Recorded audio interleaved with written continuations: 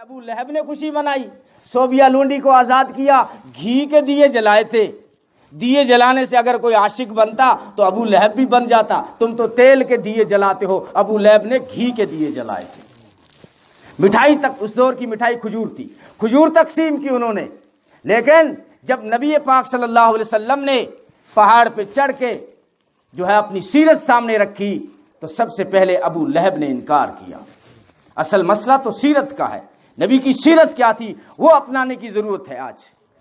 آج جو ہے مجھے افسوس اس وقت ہوتا ہے کہ اتنے بڑے نام پر لوگ سیاست کرتے ہیں۔ یہ نام اللہ نے سیاست کے لیے دیا تھا، اور کوئی میدان کے کم پڑ گئے سیاست کرنے کے لیے؟ اور قیام خانی چھوڑا کیا ہے تم نے سیاست کے بغیر؟ مسجد میں سیاست، مدرسے میں سیاست، گاؤں کے مکتب میں سیاست، مولوی پر سیاست، مؤذن پر سیاست، یعنی پٹیلی پر سیاست، سرپچی پر سیاست، گھر بننے پر سیاست۔ تو میں کہتا ہوں اور بہت سارے شعبے پڑے تھے، کم سے کم مسلمانوں اس نبی کے نام کو تو چھوڑ دیتے۔ یہ سیاست کرنے کے لیے نہیں دیا تھا۔ ہم مسلمان سیکھتے ان پروانوں سے۔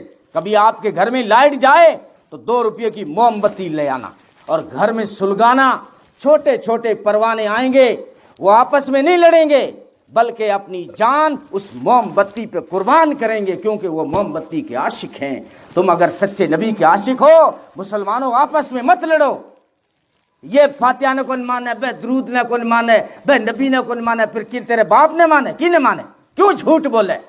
مجھے وہ مسلمان دکھاؤ جس مسلمان کی ایک نماز کی ایک رکعت دکھا دو جس میں فاتحہ نہ ہو۔ مجھے وہ مسلمان تو دکھا دو جو فاتحہ نہ مانے۔ مجھے وہ مسلمان تو دکھا دو جس کی نماز درود کے بغیر یوں ہی پوری ہو جائے۔ اللہ نے فرمایا اگر نماز میں سلام پھیرنے سے پہلے میرے محبوب پہ درود نہیں پڑا، نماز تیرے منہ پہ مار دوں گا۔ نہیں چاہیے ایسی نماز مجھے۔ جب تک میرے محبوب پہ درود نہیں پڑھو گے میں تمہاری نمازیں بھی قبول نہیں کروں گا۔ تو سارے مسلمان مانتے، ٹھیک ہے، الگ الگ طریقے اختلاف